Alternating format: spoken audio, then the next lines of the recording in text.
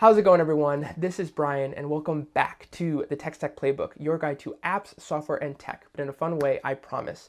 So I just had an amazing Instagram Live with HackerEarth and the HackerEarth team. And if you don't already follow them, HackerEarth is a leading hackathon platform for basically any sort of events, competitions. They also have an educational component and a learning component, so it's super easy to just get involved in hackathons from their platform, as well as learn the skills that are needed for jobs in the industry or just leveling up your skills in general. So one of the topics that we were focusing on was the question of, are hackathons just for the pros? And I love answering this question because the obvious answer is no. But in a sense, when you're beginning, how do you start? And how do you actually get the skills that are needed to be a hackathoner or a hackathon person?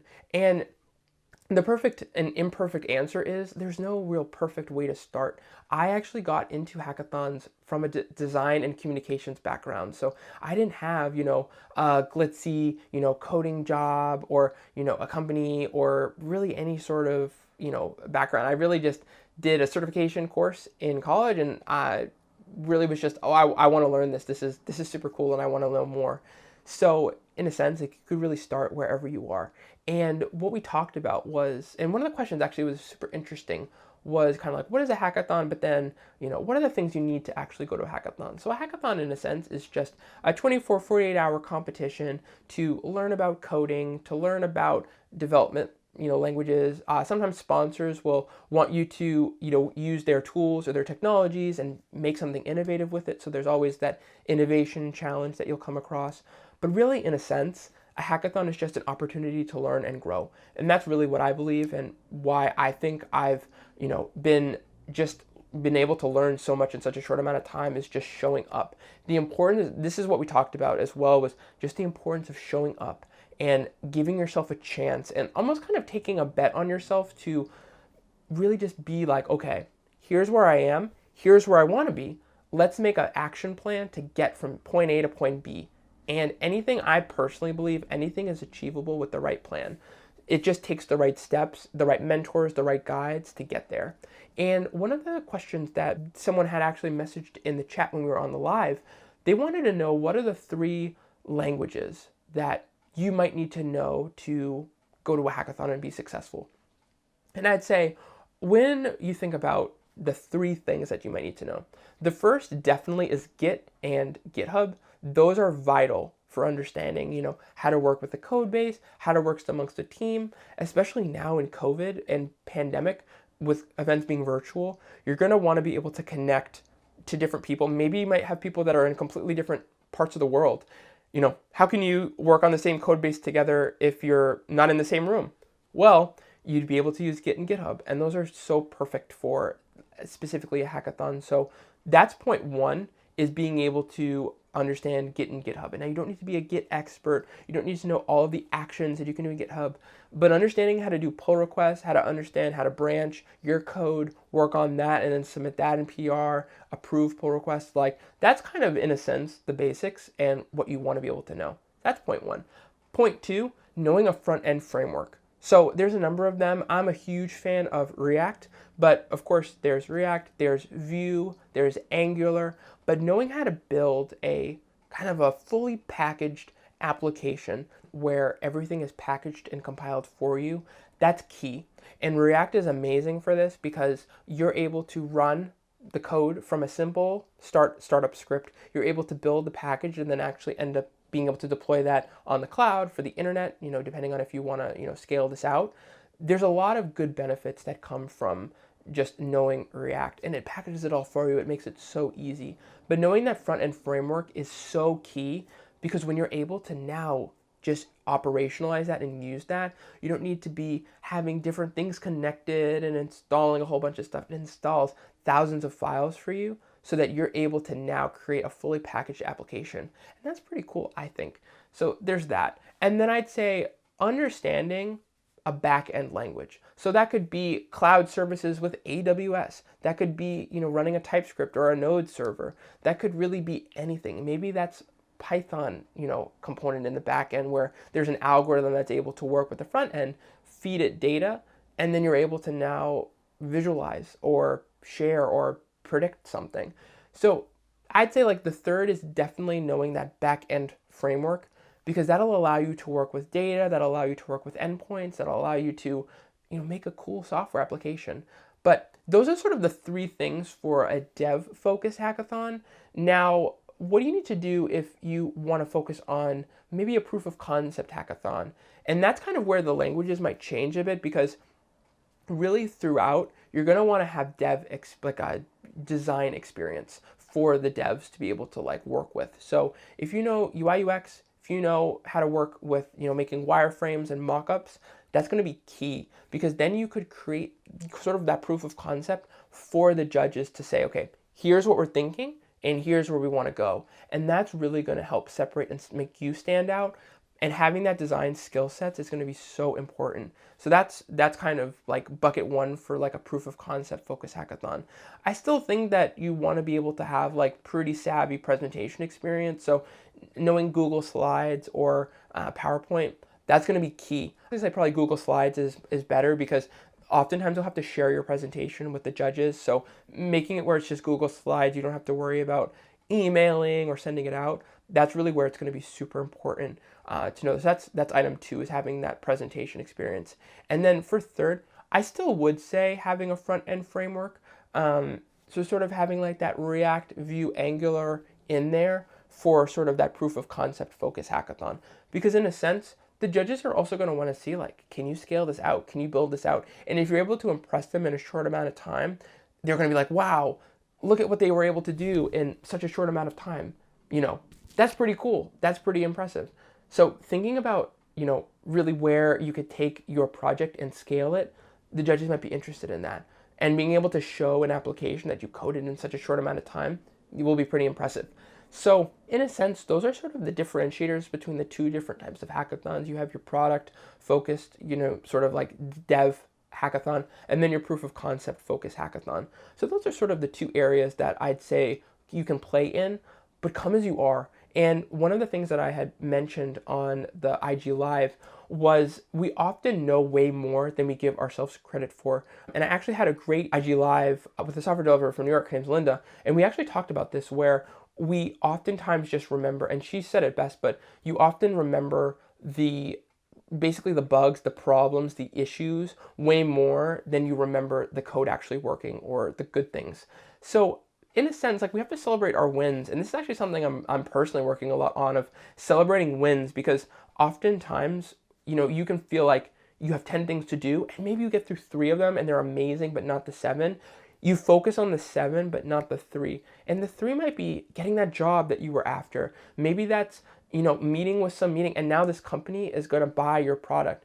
Maybe even in a sense, it's just going through a tutorial or going through a course or reading a book. And this is a book that has been on your list for such a long time, and now you finally achieved it. I think that there's so many wins that we don't give ourselves credit for. The world moves so fast, and we don't have a chance to really appreciate sometimes and smell the roses. I know that that's kind of a cliche phrase, but we oftentimes just don't have time, because sometimes people put pressure on us to get a certain thing done.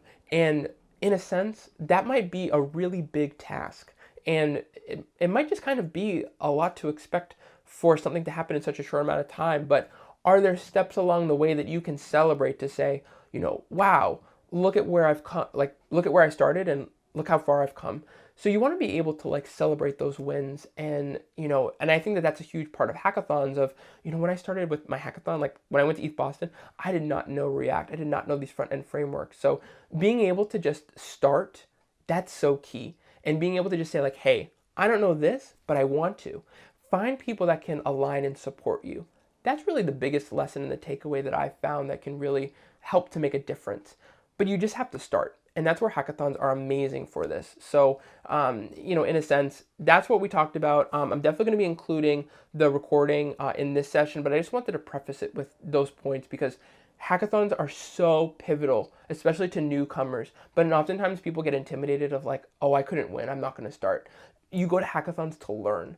And if you can learn 5 or even 3 things coming out of a hackathon, that's a win. And celebrate that. Celebrate, say, I have a lot to learn, I have a lot to grow, but I'm going to start and I'm just going to sign up and see what happens. Because you might join a team. You might have amazing skills. They might really value that, and you all might make an amazing team. And now you've won a hackathon. Or you have this amazing idea that you want to take forward and maybe go to investors, maybe go to companies directly, maybe go to your friends and family and show them and be like, hey, look at this app that I made. Isn't this cool? There's so many things that can come from just starting. So that's my biggest takeaway, was just start. So I'll start the recording after this and hope that you enjoy this collab. Hi, Brian. Can you hear me? Hey, Anirudh. Doing great. How are you doing? I'm doing great. How are you?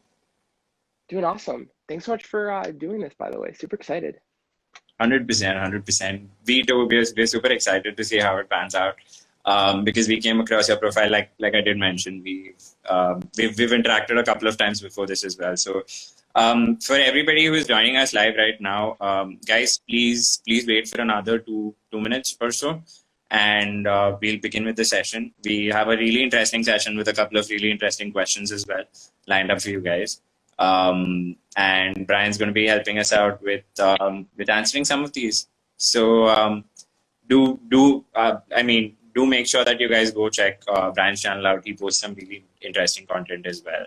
So yeah, Brian, I think we are. Hello, everybody. Hello. I can see a lot of hellos and hello, I saw a guys. console log. Hello. Yeah, I can see a bunch. Really excited to see you guys and be live after a very long time, actually. It's been a while since we've been live, and here we are. So I think we can start, Brian. Let's jump right into it and see how things pan out. So hello, everybody, and welcome to another AMA that HackerEarth is basically come up with for you guys, which is our hackathons only for pros. We have Brian with us, who is like he's done a bunch of things and is like a major hackathon enthusiast. I can note a couple of things that he's actually done, and I actually have an entire list of things he's done, but I'm going to run you guys through a couple of things. So Ryan is a branding strategist. He's a software developer. He is an AWS community builder, and one of the things that we actually really liked about Brian was that he's also the creator of Tech Stack Playbook. So welcome to the AMA, Brian. So before we jump in, could you actually give a short introduction of who you are and what it is that you do? Yeah, Anirudh, thank you so much. Hey everyone, really great to be on this live with HackerEarth. So my name's Brian, and yeah, I mean, you definitely summed it up. I'm really into branding, really into software, really into technology. Yeah, just a little bit about my background. I actually have like a very non-traditional way of how I got into tech. So when I graduated college, I was working for a very cool project at one of the Harvard Kennedy School's centers, and it was on American Indian economic development. So I got to build exhibits on Google's art and culture platform on Native nations, and really just taking case studies and then turning it into digital exhibits. And that was like the first example where I was like, oh, like let's use technology. And then I also had a background in blockchain venture capital. So I was managing communications for a fund, and a lot of those people were, talking to like the portfolios, and they were like, well, Brian, like, I know you understand the digital stuff, but like, do you want to know about the technology? And I was like, I don't know, do I? And then they were like, oh, well, go to hackathons. Like, you might want to, like, check it out. And that's really where over the past couple of years, I've really been diving more and more into technology, especially now as a community builder. I'm learning a lot about just the back end AWS services in the cloud. I also very focused on blockchain. So yeah, I love like how technology is digitizing the world, and just making things more efficient, people safer, more efficient. Yeah, just a little bit about me. And I, of course, love hackathons. That's really how I've gotten into the tech space, for sure. Oh, that's amazing, Brian. I think that sums it up. You've been a part of a bunch of things, and then you eventually started trying hackathons out.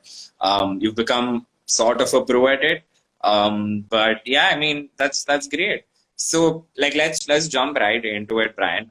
Before we actually address what is the right audience or who should actually be participating in a hackathon, Let's jump into what a hackathon actually is. A very short, concise definition is it's basically grounds for ideas to actually come into fruition, at least in the beginning, initial stages. So if you have a definition, please, Brian, please help us out understand what a hackathon is. Yeah, absolutely. So I think a hackathon can really be anything, but really, in a sense, it's a 24 to 48 hour competition, really geared towards addressing an innovation goal or solving a challenge. So just kind of a couple examples, kind of recent. So back at my university, my alma mater, at we have this whole program called Pro Bono, and it's basically a 24-hour hackathon, but it's not really called that. But you are assigned a nonprofit, and you work with maybe like 7 to 8 to 10 students, and you all sort of have communications, marketing, and public relations deliverables to help this nonprofit. And that's kind of like, in a sense, it's a non-technical hackathon.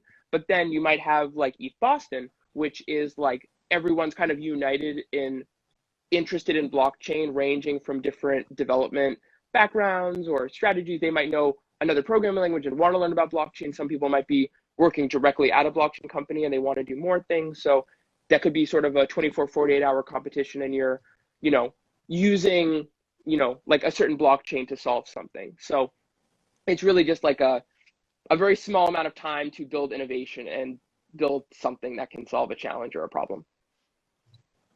Oh, that's great. I mean, it is like how we actually see it is also it's basically grounds for ideas to take flight, at least initially. Like it gets you from the ideation phase to actually executing a little bit of it. So that's what I believe the definition of a hackathon is. There's also a bunch of there were a bunch of questions that came in, which basically where people really wanted to know what the prerequisites of a hackathon are. Do you need a lot of experience coming in? Are there any kind of languages, frameworks that you need to know? Is there a list of things that you have to check or take before you actually walk into a hackathon? That is a really great question. And I'll preface this sort of with the three, and then I could kind of go a little bit into my experience going to hackathons. So I would say kind of the three requisites: definitely know Git and GitHub, kind of, but you don't have to be like an expert in it, but just understanding generally how Git works, working amongst teams. Because if you're building a product, well, actually, let me kind of go back a little bit. So when you go to a hackathon, sometimes they just want like a proof of concept, and sometimes they really want to see you build like an actual app or an actual software. So the prerequisites can kind of depend, but I'd say like generally for both of these, if you have like some understanding of like Git or working amongst teams with code, that's one. Some front end framework, so that could be like React, that could be Vue, that could be Angular, something where like it's a full stack application and you're able to do something.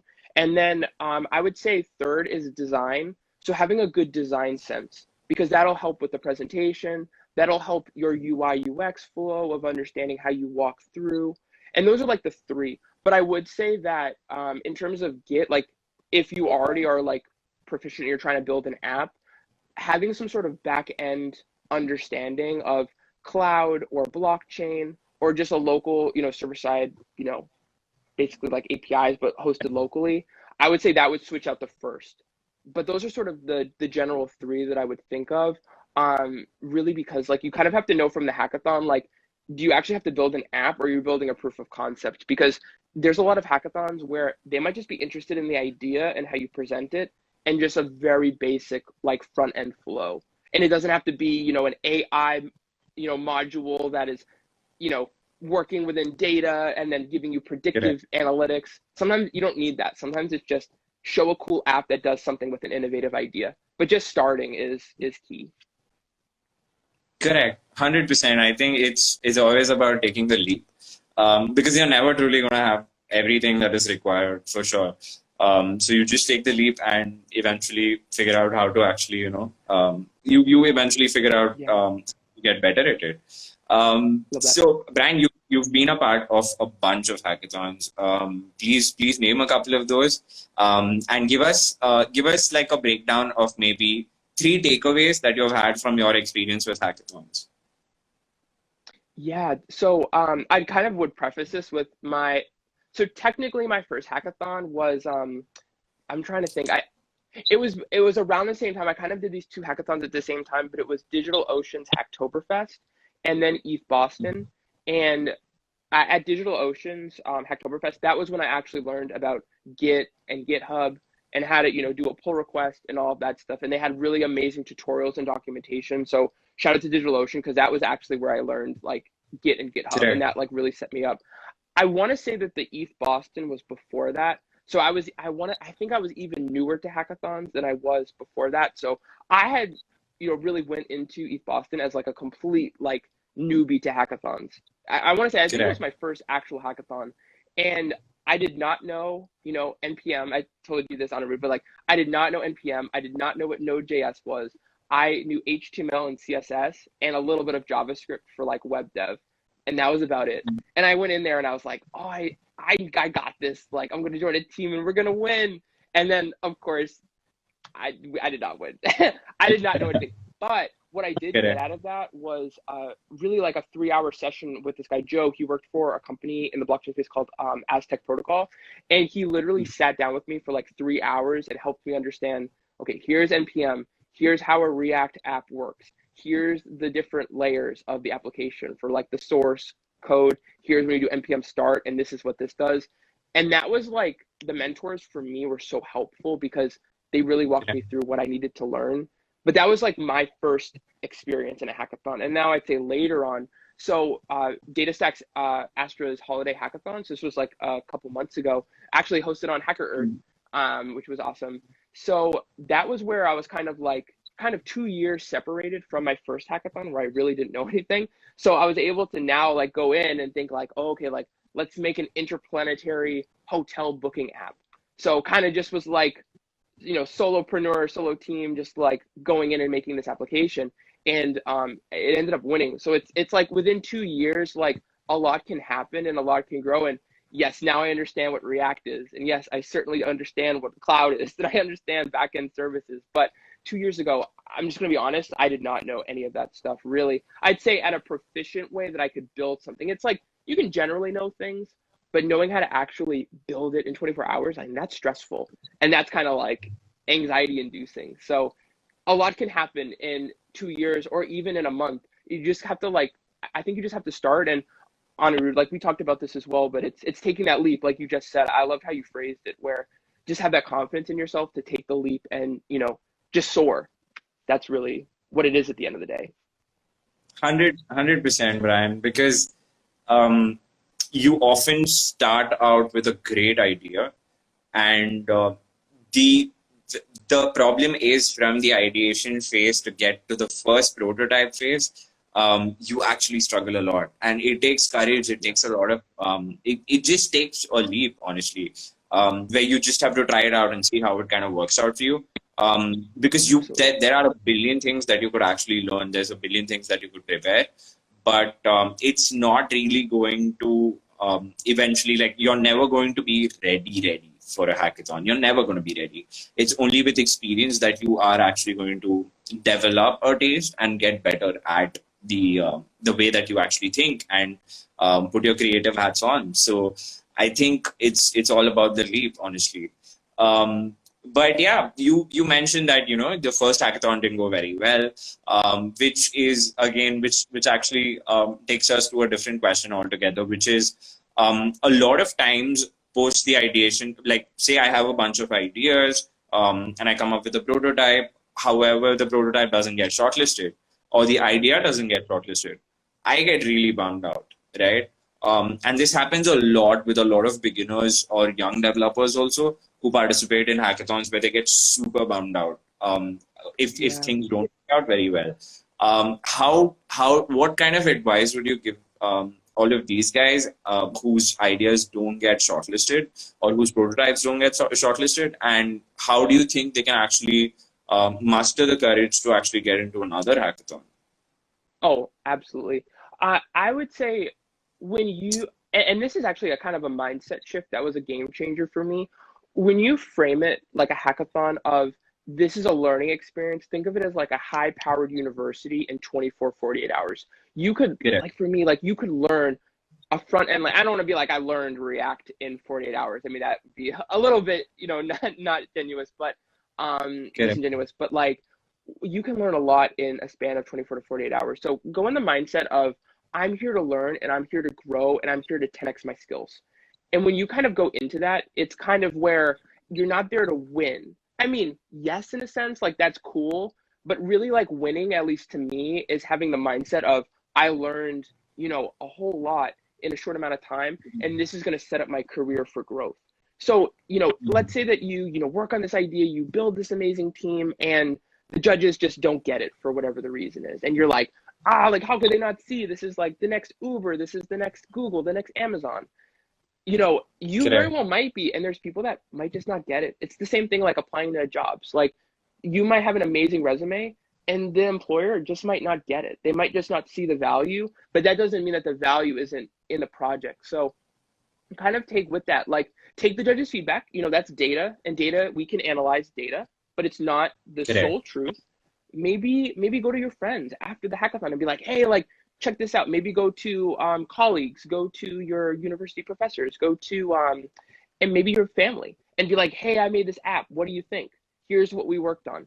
And once you start talking to people, that might unlock a lot of doors where they go, oh wow, this is so cool, I want to get on this. Like, when are you deploying this? I want to be a user. And that might start something. So the conversation doesn't end at a hackathon. It only is just the beginning. And that's where like you could Correct. build the next company right from a hackathon. A lot of companies have been built at hackathons. So or going through accelerators, maybe take your idea and apply to, a hackathon or an accelerator. Because if you like have a team, step one, have an idea. That's step two. Have a product or a POC or something like that, like a proof of concept. That's all you need to get started. So it doesn't have to stop at the hackathon. It 100%. can only continue. For sure.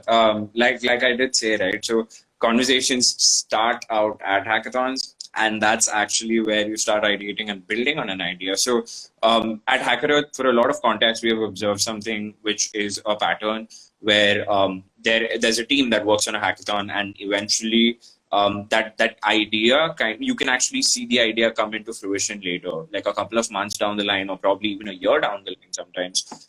We do see that these ideas come to fruition one way or the other. The team's gotten a little bigger probably, or they've probably gotten funded for various ideas, and there's just a bunch of things happening. So I think it's a great way to also sort of network with people, which is a segue to our next question, because you mentioned that it's where conversations start. Yeah. About your idea, about what you have in mind, how you want to execute it. So are they great grounds? Are hackathons great grounds even for to connect with the entire community? Oh, absolutely. It's honestly almost sometimes better if you don't know anyone going into a hackathon and then you just message in the Discord or the Slack or the channel and just be like, hey, my name is, Sally or Joe.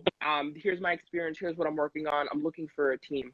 I actually saw someone in the chat and they talked about like, I don't have a team. How do I get a team? You can go into a hackathon and like not know anyone. And that's really good because then you can meet people that you would never have met before. But it's like you don't necessarily have to like have a team going into it. You could just say like, hey, like example for me, like when I first started, hey, I'm Brian. I'm really into UI UX, design and product design, product development. Looking to get more front end and back end experience and want to join a team and make something cool. That's like how you Correct. can get into teams. And that's what I've done. And a lot of people are really, really nice. It will go out of their way to like connect with you. So it's put your hat in the ring. Like just, get in, like get in the ring, like get in the competition and, just meet people. That's really how it starts. 100%, because like I did read the question where they mentioned that I don't have a team, and how can we actually connect Mm-hmm. with teams? Guys, there's a bunch of resources. Even HackerEarth, we have our own Slack and Discord channels where you could just join, drop a message, meet a bunch of people in the community, and that's exactly how you'll eventually ideate, and like you'll get into a team that is that shares the same kind of vision that you do for your ideas. Exactly. So I think that's a great place. There's a bunch of, even if it's not on HackerEarth, there's a bunch of platforms out there who have their own Slack and Discord channels that you could just join and have a team and participate in hackathons made globally, right? So that is definitely something that you guys can actually try out. So I would definitely recommend what Brian just mentioned, because it is an amazing way to connect with the community and actually use it as a resource for yourself. Brian, there's another huge question that came in when we do talk about hackathons, and this is something that I think a lot of people out there actually have in mind. Do hackathons actually add any kind of value to your profile? Oh, absolutely. I would say yeah, I mean, in a sense, right? Like if I mean you want to look at kind of yeah, that's an interesting question. I'm trying to think about the best way to answer it. Like I would say look at the judges. And this is a good response. So, and this is what I think. So, for example, there was a hackathon that I was a part of, and actually ended up winning. It was related to AI, but it was hosted by Oracle. And I wasn't very familiar with Oracle in terms of like cloud. I'm more familiar with like Firebase with Google or AWS services, but like I had no real experience with Oracle. So, in a sense, like we ended up winning, which was like great, but that's not really like the whole point. Being able to actually get experience and mentorship from the Oracle team, and they're guiding us in workshops of how to use these technologies and these services, that was really valuable, because then when you have that on your resume that like, oh, I competed in these hackathons, yeah, if you win or not, but like, what did you learn out of it? So if you learned DevOps skills for Oracle, products, maybe the job that you're going to be applying for really is looking for someone with that experience. So you already are a step ahead because you have the experience, you've done something with it, you've been mentored by people at Oracle. And that's the thing where the judges, they're so accessible, and also the mentors, they're so accessible. Even at ETH Boston, I just told you, right? Like one of the people at a startup who was one of the mentors, he sat down with me for like 3 hours and walked me through a front end language, like React in and of itself, right? So that's kind of where like, going to these hackathons, it's not the winning, it's the learning and the growth. 100%. I agree. I mean, also there's this. So in case you have been a part of like a really big hackathon where you have had your idea go into the prototype stage, or even meet investors or talk to them, which is obviously a far shot. But if you have even gotten to that stage, that adds a huge value. Like it adds a lot of value to your profile, to your resume even. So adding something of that sort really, really is very eye-catching, first off. When a recruiter is going through your profile, it's definitely something that people really pick out, and it's something that really stands out. So mentioning the idea that you've worked on would really, really help you guys out a lot. So definitely do, if you have been a part of hackathons, please add them to your profile, to your resume, because it definitely adds a lot of value. Brian, so what kind of, coming back to, you mentioned there's a bunch of people that you actually meet and ideate with in hackathons on Discord channels, right?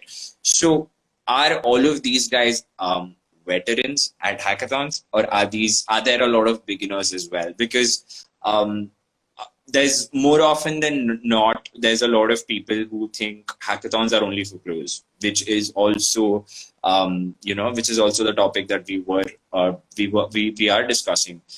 And are there beginners and pros who compete, who go head on head? And if they do, then how is it that do beginners actually stand a chance? Is it something that where they can actually project who they are and their ideas are? That's a great question. And I'd say, first of all, like, come as you are. Like, whatever skills you have are valuable, and they're a lot. Like, I just think in terms of like your self-worth, we often know way more than we give ourselves credit for. And I think that that's like the biggest lesson that I've learned, where literally for someone who like didn't really know like all of the stuff that I know right now, and even still, I'm a young developer. Like, I am not a coding wizard, right? Sometimes when I'm in debugging sessions, I wish that I was, but like we all are human, and we all have passion, we all have creativity, we all have drive. So if you can capitalize on any of those three attributes, that sometimes can win out more than, you know, the best hacker, the best coder, the best developer, because sometimes like in a hackathon, they're going to be judging the creativity and the idea, sometimes more than just, Hmm.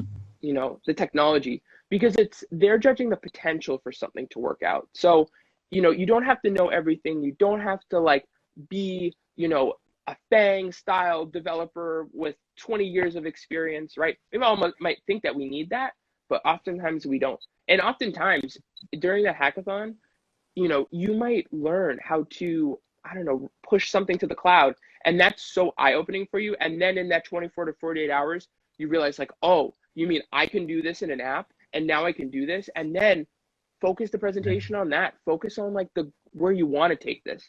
So you don't have to have like all of the 100%. developer experience. You can just start. Yeah. And I think yeah, a lot of it is like even for me, like I came from it with a design background.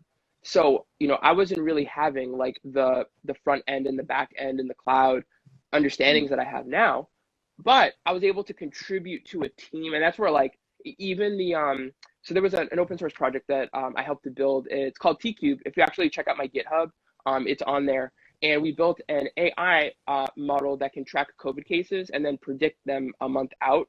So I was very much on like the front end side and working with the team to visualize the data. But then we had other people on the team that were like, you know, experts in Python, right? And we're all experts, right? Like experts in front end, experts in back end, pushing to the cloud and, you know, Correct. pushing this to Netlify or, you know, running it on a server.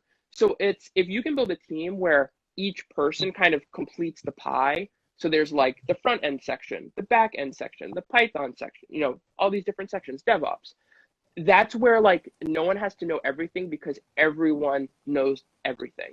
And you all kind of create this like recipe that then you can, you know, put in the oven and cook, and then that's the deliverable at the end of the day. So finding other people that can match your skills in a team is like the best way to start. Because if you can find people like even for that, I could probably pull up the message, but I literally messaged the chat and I said like, hey, my name is Brian, you know, I'm really interested in front end, UI UX, and I want to learn more about back end, really like AI, interested in it, want to learn more about it, looking for a team. And then I got messages. I got like 5 different messages from different teams, and really the team that was like kind of recruiting me. They're like, "Oh, we need someone on front end. Like, come work with us." We actually ended up winning this hackathon, which was like crazy. Wow. So that's where like I didn't know any of these people at all. They were building a team on the spot, you know, with me. We were building kind of a platform on the spot. It just kind of happened. So crazy things can happen when you show up and try. But you won't like if you don't try, you never know what could happen. So 100%. I think with failure also comes a lot of learning at yeah, Hackathon. And it's mostly for that we actually, participate in hackathons because there's even if there's not a lot of success in the ones that we don't win, there's definitely a lot more learning than you would have had if you didn't try at all. So that's I think that's a great takeaway to actually have to like from what you just said and shared with us. Which actually brings me to something that's super fun. Brian, is there an experience with hackathons you've had which where a very absurd experience, something that was really offbeat, maybe even one of the most weirdest experiences you've had with a hackathon? Can you share something, share a story like that with us? oh yes, I can. I so anyone on the Corona Tracker team who is kind of in its like early stages will remember this. So and this was so crazy. So we were kind of like building, you know, this app at the beginning of the pandemic, and it was a health symptom tracking application to, you know, help keep people safe and monitor their symptoms related to COVID. So we were like, you know, competing in these different hackathons, and the hackathon might have been to like build a new feature or a new addition to the application. So this was kind of like a building thing, and we scaled this team from like 3 to 300 people globally. It was like a very much like the open source ideal of like everyone's united around a certain cause and we're building something. So we Correct. were like going to these hackathons and stuff. There was this one hackathon, and the times, so we were mainly US, mainly East Coast time, so Eastern Standard Time. So there was a hackathon that I want to say was like Estonia or like some place that was like but it was like, it's weird because like when you have like a 9 hour time difference, like en route, I Oh, know wow. like we have that's kind of time difference. So it's a little bit hard to like navigate because whenever it's morning, it's like super late for the other person. When it's super late for the other person, it's like too early in the morning for another person. So there was this hackathon and they had like, I want to be like the most like inconvenient, unflexible time. So like we were assigned a time at like I'm not even kidding, like 3:40 in the morning, and then like Mhm. 5 in the morning, and it's like non-negotiable, and then it's like 11:30 at night, and these were like mentor sessions, and we go to the session, so we're like setting our alarms. Also, we're working, so this is like we have to like kind of be working on this, sleep for like two Correct. hours, and then wake up.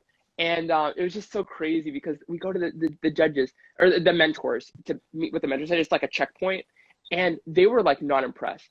They were like, "That's all you have," and that was like, "Whoa!" Like we're working on this in like 24 hours. Like, are you kidding? What is this? And it was Certainly. Yeah, just so I mean crazy. that would have been a big bummer though.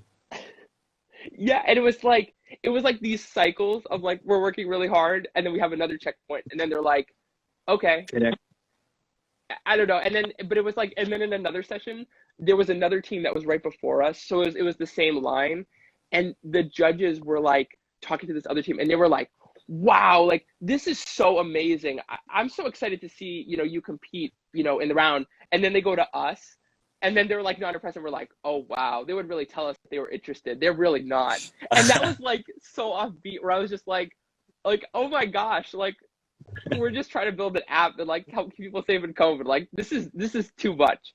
And that's what like I preface that with saying like that's not every hackathon. Like that was such an anomaly, but it was so funny because it's like you can literally try and try and try and like meet all the deadlines and do everything like wake up at 4:30 in the morning and all of this stuff, and it might not just be enough. Some people might just not get what you're doing, but that's okay because now we have a story to tell that's kind of funny and kind of is like a story to tell. So that was just kind of wild where it was like no matter what we did, it was like not going Correct. to impress anyone who was running this hackathon. It was wild. It was a wild experience. No, that's certainly like that. That's actually very very funny because it's like you work on an idea for 24 hours. It's your baby, right? Like you're trying to. It's your Yeah. child.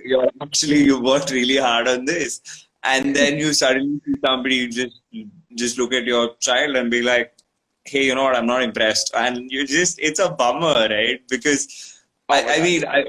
it and it hurts worse. Like I mean, it hits you harder when you actually realize that hey, listen, this person's actually complimenting a lot of other people, which is really sad because we just wanted Yeah, to have fun and build something that was great. Yeah. exactly. So Oh, that I was do just want to actually build off yeah. of that. Oh, I just want to So build off of that because what you just said was so true. How it's like you can't get discouraged, and that you even said this earlier on the call because kind of like what keeps you going. So our whole mission with Corona Tracker was to build an application that could help keep people safe in COVID. When you're really clear about your mission and vision and what you want to do, yeah, like we could have had that hackathon and be like, wow, these random strangers who viewed our application think that it's no good.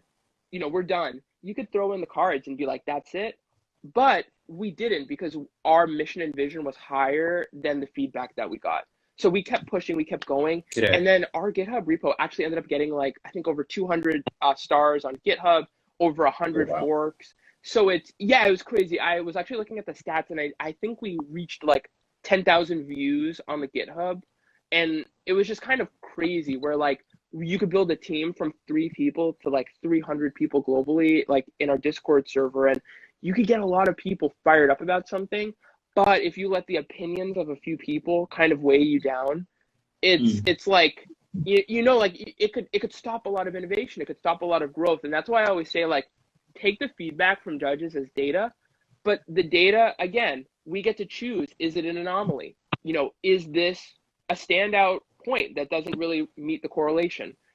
That's kind of where like you have to make that decision with your team of like, do we want to continue this because we believe that this is bigger than what we have right now? And that's really what we ended up focusing on, and we actually ended up getting like a lot of press, like international press with Corona Tracker.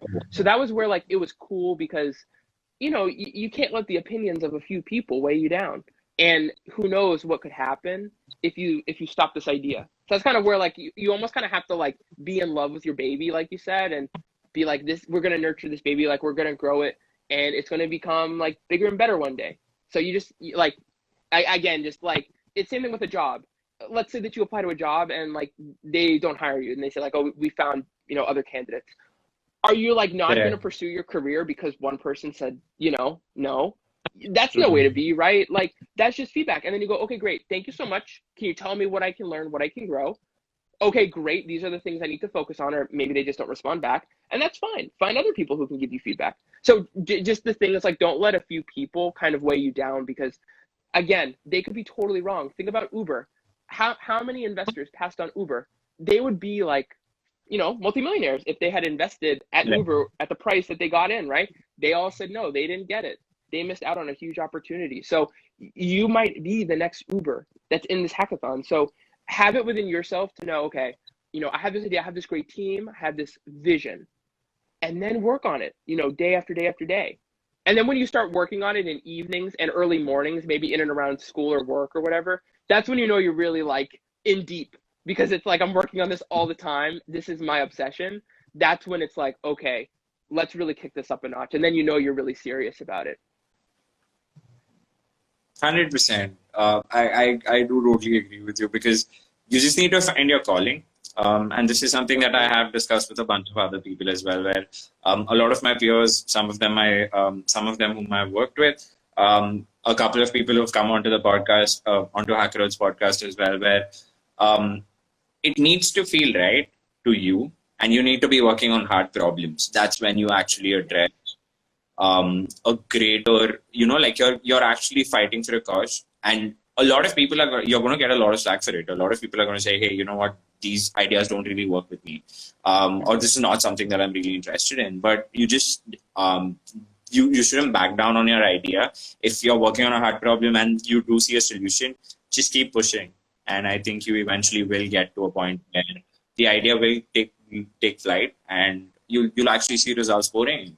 So you Exactly. just need to wait till you actually find your calling, and that's how you actually do it. So Totally Brian, agree. we're just gonna quickly jump into questions that we have received from the audience. Sure. Guys, if you have any questions, now is a good time to actually drop your questions down, and we'll make sure we do address them. You can also reach out to Brian directly on his Instagram handle, and he'll answer your questions directly. He does a bunch of live sessions on his Instagram as well, on his handle. So do make sure that you guys actually check him out. Brian, there's a question by Uplift Coding where they've asked us. Is the question visible to you? Um, I don't see it, but I'm trying to find it. Sorry. Trying to see. Maybe do you want to read it out? That Sure, might be sure. helpful. I'll read it out for you, and you can then continue from there. You can answer the question, right? Okay. So basically, can you share your own hackathon experience, which was a big bummer, but you came back really strong post that? Yeah. I'd say a big bummer. That's a good question. Um, I think generally speaking, I'm a very optimistic person. Like anyone who knows me, I generally always see like the glasses, like like that phrase, it's like see the glasses half full than half empty. So I never like Correct. get really bummed out. I might be disappointed in something that something doesn't work out, but I never really get super bummed. I'd say I think what I was super bummed about was, or if anything, kind of with like ETH Boston, like I had gone into this hackathon, and this was like right after college. This is like, if not 5 months after school. So you're kind of in that mindset of like, I'm ready for the world. I'm ready to take things on. Like, I got this. And I got my HTML, my CSS, and a little bit of JavaScript, and I'm ready to, kick it. And that was like a brutal awakening of like, you don't know React, you don't know backend, you don't know APIs, you don't know how to deploy an app. Like, you don't know a lot of things, Brian. What are you doing? And that was where it was like super eye opening, where I was like, wow, like, what did I sign up for? But the thing that was like made it not a bummer was like I connected with a lot of people, actually friends of mine now, and we still talk. So they actually walked me through a lot of the stuff that they were learning. I actually made and some really good friends, and they inspired me about kind of like glowing effects in just with like a little bit of CSS and JavaScript, how you could make Yeah. things like glow and pulsate. And that was why I was like, whoa, you could do that with code. And it was almost like a kid in a candy store. So in a sense, like that hackathon experience was like a little bit of like a bummer initially, because I was like, wow, like I feel super inadequate and I don't know anything. But that was where I started asking questions. And that was really where I, again, Correct. like the 3 hour session with Joe from Aztec, like that was really what helped me, you know, learn and scale. So now I learned like, okay, front end is these 5 things. I thought it was like a half of one of these things, but it's really these 5 things. Once I know these things, now I'm able to like execute on it. So that was kind of where it was like a little bit of a bummer, because my expectations were like not the reality. There was a huge gap between them. And it was just kind of like, Correct. again, a brutal awakening of like, wow, I completely was off base. But then I didn't let it stop me. And I just was like, okay, these are the things I need to learn. I have a plan and I have an action plan. And now I can scale from there. So always have that action plan in mind of what do you want to do? And then I believe personally that like anything is achievable with the right plan. So start point A, point B. What are the steps I need to get across to point B? Yeah, You know, that's what I'd say. So I that's hope that was that's helpful. great, man. Yeah, 100%. I really hope that answered Uplift Coding's question. Rahul Siddhartha has asked us a question. Is it good to participate in competitions for a beginner just with the mentality to actually gain knowledge? Like, is it good to actually get in just for the experience? Oh, absolutely. I'm living proof that you can take your knowledge and that can really help to accelerate and build your career. So I have a non-traditional background of how I got into technology. I mean, I did a certification course on principles and practices of big data like back in college, but I wasn't like a CS major. I wasn't, like focused on, data science or anything like that. So I really used hackathons to be like at scale, if you're building a product or an application or anything, like what do you think is needed and necessary? Another thing that kind of can be like food for thought. So MIT hosts a lot of great hackathons, and a lot of people that compete in those they might be like medical doctors, they might be industry experts, and they're looking to align with developers and teams to build something. So in a sense, like there's always people that have a reason to go to hackathons, whether it's medical doctors because they want to learn like from a technology perspective, what could you build and what could you scale, and they're there really for the experience and to build a team that could maybe solve something. But everyone kind of comes at hackathons for their own different reasons, so just know your reason, and if your reason is to learn, that's awesome. Find mentors at the hackathon who can help guide you to be like, again, me with the Oracle stuff. Oh, okay, I haven't used Oracle, but like what could I learn from this? Oh, okay, they're running these workshops and I can connect with them after. Okay, great. Send them some messages. Maybe I'm having some errors. What do I do? The mentors are there to help you, and that's where the real learning, I think, begins and starts. Shobit has also mentioned MIT post hackathons where a link would be of great help. Shobit, we can definitely. Sorry, Brian, you want to go with that? Oh yeah, I was gonna say there. If you look up just like MIT COVID hackathon or like competition, if you Google it, it'll come right up. They had I'm trying to think. I think I made like if you check out my LinkedIn, it's just Brian H. Huff. I made a post about it a while back, so um, hopefully that has a link in there, and that can kind of help guide you there. But yeah, it's MIT COVID Challenge or Hackathon. I hope that helps you, Shobit. You can have a look at Brian's LinkedIn as well, which can actually help you out. I'll make sure that we put it up in our community tab on Slack so that you can join our Slack channel directly on HackerEarth and access it.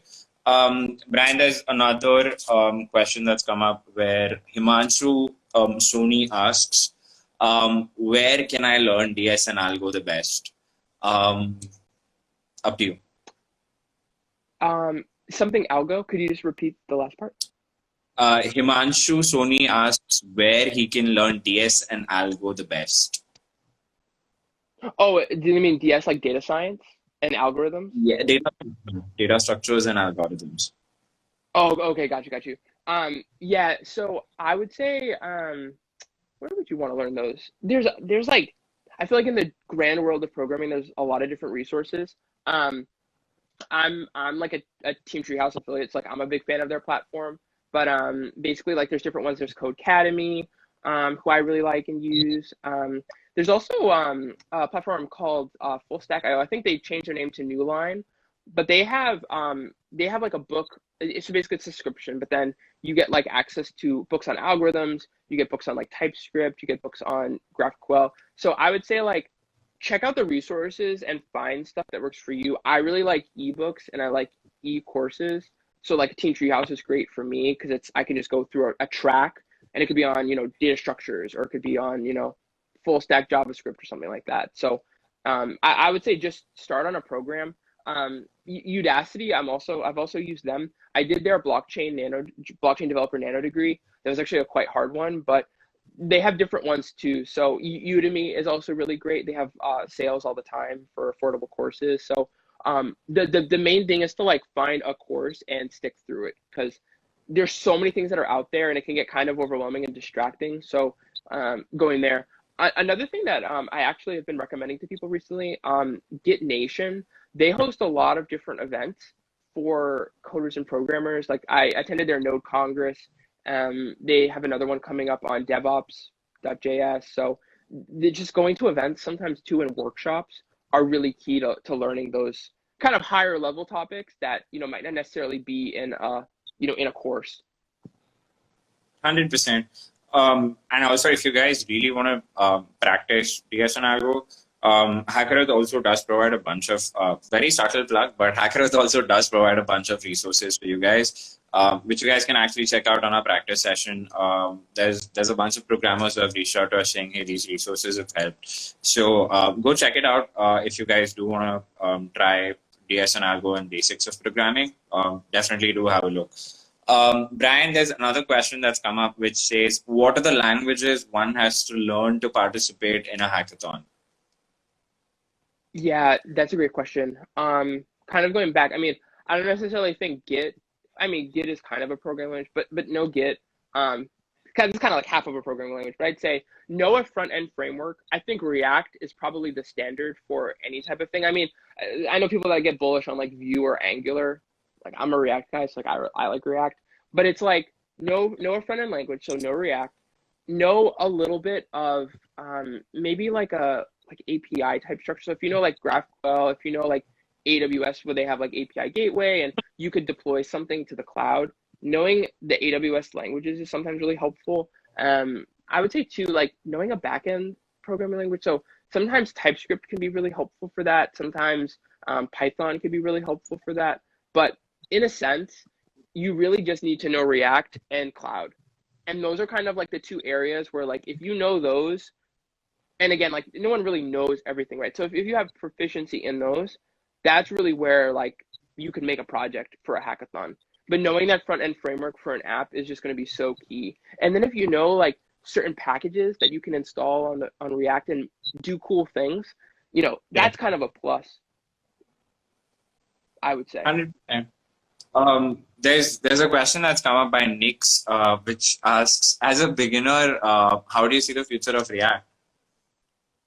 Oh, I only see it going up from here. I actually did an IG carousel on this new React front-end framework called Next.js, and that's been getting a lot of popularity right now. So it's only going to grow. I mean, if you look at the number of downloads for like if you look up like npm, like just like the website, and then you see the installs for different packages, it's only continuing to grow, which means that there's more developers coding in JavaScript, but specifically React, and looking for cool packages to help up level their tech. So I only see it growing and going up from here. And I think that's just going to become the industry standard because before you had to like install all of these different packages and having different things connected. And in a React app, everything's kind of all just packaged in one thing. There's one startup script, and there's a build script, and it just makes everything so easy. And that's where like for beginners as well as advanced devs, React is just so easy to use, and it's so easy, and you can like create a folder for your components, for your media, for just different elements of your application, back-end services, you can install it right into the app and it'll be able to recognize all of that. So I only see React growing. I think it's it's a good investment as a developer to learn, that front end full stack framework like that. For sure. I hope that answers your question, Nick.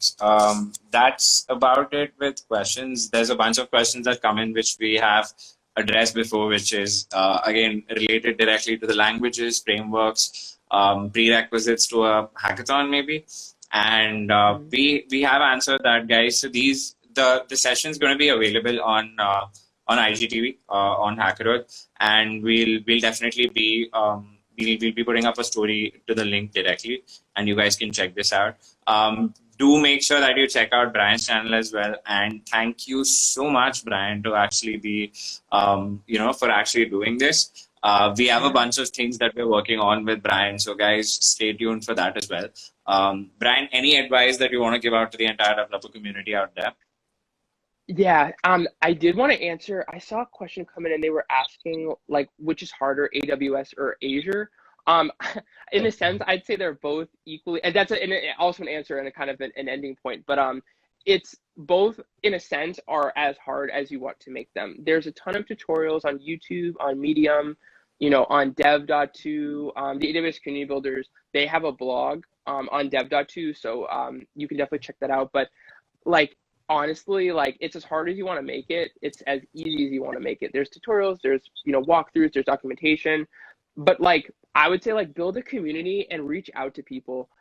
Something actually that I love talking about this with people. So there's a really great Instagram person that I follow. Her name's Magda, but she goes by Traveling Programmer, and we're like friends. But she did this whole advent of code around the holidays, and I knew nothing about Python. And she walked me through it was like 30 days of Python, and you had to build something in Python. And this goes back like a year and a half, but I did not know Python. And I was like messaging her and I'm like, why is this happening? Like, I don't get this. This isn't working. And she walked me through like examples of code. Like she took her time to like actually help mentor me and guide me of that. So, something that I definitely recommend to the community is like find people on Instagram, on Twitter, on LinkedIn that you could message and be like, hey, I really just don't know this. Could you help walk me through this? The value of mentorship and community is amazing. And Anirudh, I feel like the HackerEarth community is really strong, what you've cultivated. And I just know from a developer perspective that that's really important for people to know that they're not alone and that these errors and these debugging sessions come up and you don't know everything. So sometimes you really need someone to be like, hey, I need some help.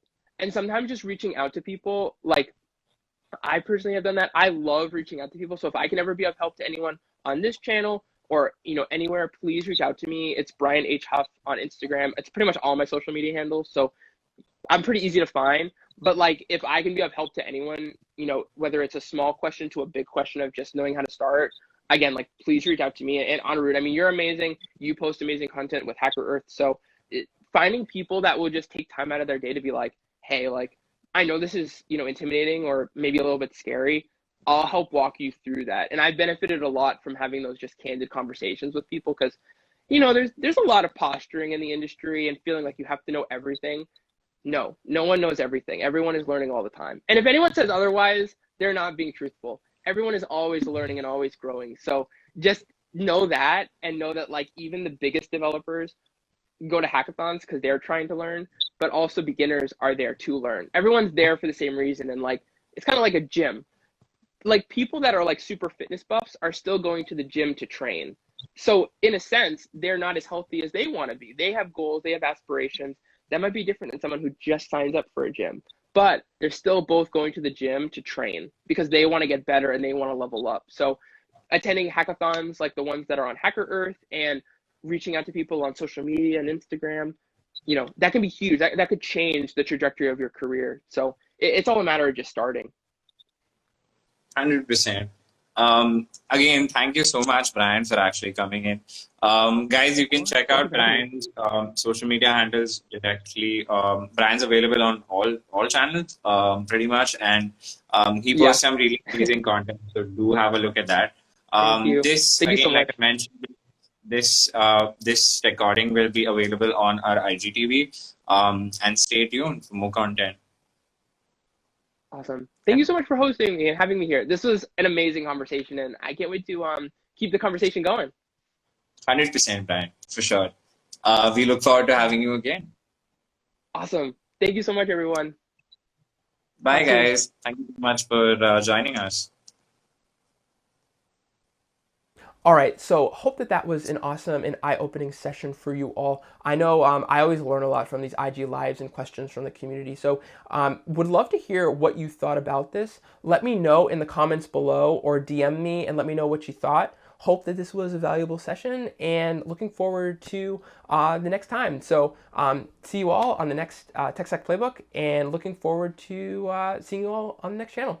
All right, take care, everyone. Bye.